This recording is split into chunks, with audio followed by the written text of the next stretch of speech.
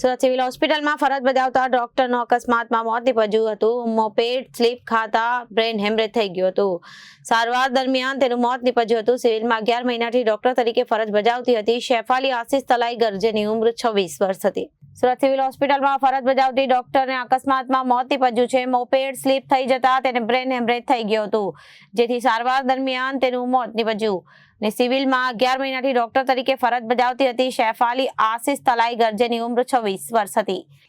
તારીખ 1 બપોરે 4 વાગ્યાની આજુબાજુ મારા શાળાની દીકરી, જેનું નામ છે શેફાલી કલાઈગર, એ સિવિલ ખાતે પીડિયાટ્રિક ડિવિઝનમાં ત્યાં નોકરી કરે છે. નોકરી પરથી 3:38 નીકળ્યા અને ઘર તરફ મૈદરપુર આવવા જવા નીકળ્યા ત્યારે રિંગ રોડ તરફનો જે આપણે દિલ્હી ગેટ બ્રિજ જ્યાં ડાઉન થાય છે ત્યાં કોઈક અજાણ્યા વ્યક્તિએ ટક્કર મારી હશે, અથવા તો પોતે જાતે પણ પડી ગઈ હોઈ શકે.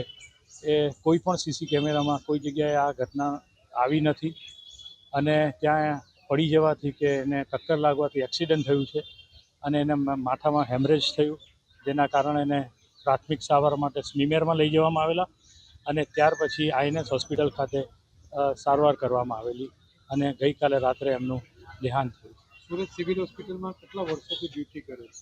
છેલ્લા 11 મહિનાથી એ પીડિયાટ્રિક વિભાગમાં ફરજ બજાવે છે, જેની ઉંમર 26 વર્ષ હતી અને કુંવારા હતા. Reporter Arvind Rathod, Janadesh news, Surat.